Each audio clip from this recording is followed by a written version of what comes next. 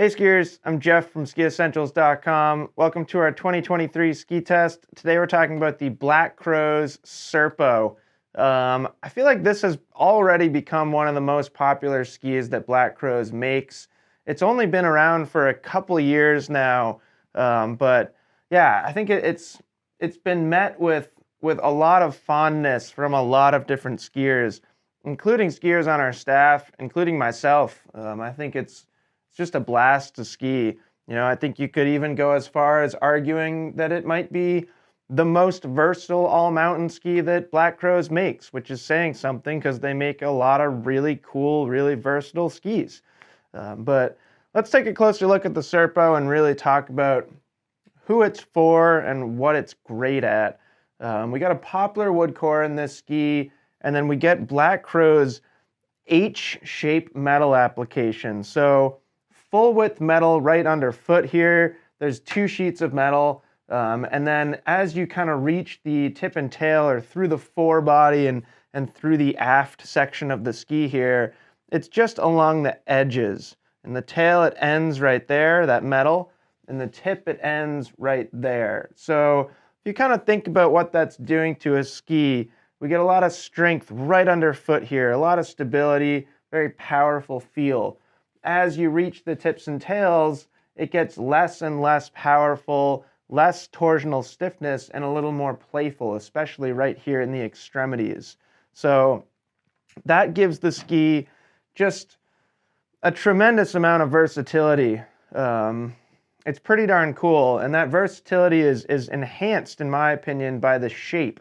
So we only have a single ski here to look at, but I still think we can get a really good sense of what's going on here.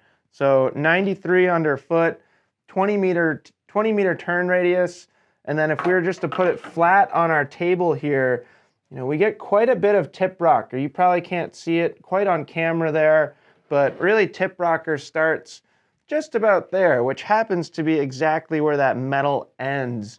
And that's true in the tail as well. There's not a lot of splay to the rocker shape, but it's certainly there, and it's fairly significant in length. So what does that all add up to? H-shaped metal, plenty of metal in there, poplar wood core, pretty strong, tip and tail rocker, but 100% of directional shape. And it's just, boy, talk about all-mountain performance. You literally can take this thing anywhere on the mountain, and you're probably going to have a really good time. On trail, it's a pretty darn strong carving ski. That was probably the first thing I did on it when I got to test it. That always comes up in our ski tests, or always. It has twice now because it's been in 2 ski tests of ours. But that always seems to be something that people are impressed by. It just makes very round, clean carving turns. It's strong, it holds an edge well, it's got enough stability to ski it fast and aggressively, but it also doesn't feel like punishing or demanding. And then you can take it off trail too. You can take it into moguls, into trees, into some softer snow conditions, and it does quite well. It's not as playful as something like, say, the Kamix, to compare it directly to a Black Crow's model. That ski is a little looser, a little more agile in trees and softer snow conditions, but you don't get the same carving performance as the Serpo here. So really good ski. I think it's a great choice for somebody who wants an all-mountain ski, but you do have pretty strong demands or fairly significant demands on the carving side of the spectrum. You want your ski to be able to lay over some clean carves, just link some really clean round turns, and this can do that really well without feeling like it's just pigeonholed to that application. It's not the quickest ski edge to edge, obviously, 93 underfoot, so it's not a true dedicated carving ski. It just happens to do that really well, while also kind of retaining that all-mountain nature. So that's it. That's the Black Crow's Serpo. Something that, it's a ski that every time I have the opportunity to ski this, I am psyched.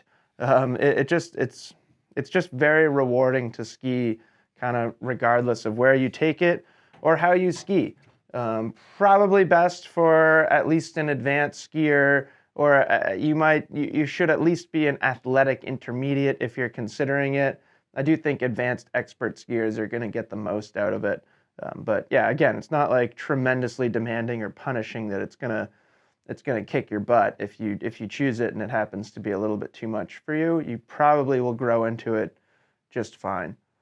So that's the Black Crow Serpo. Great ski. Let us know if you have any questions about it, and we'll see you out there on the hill.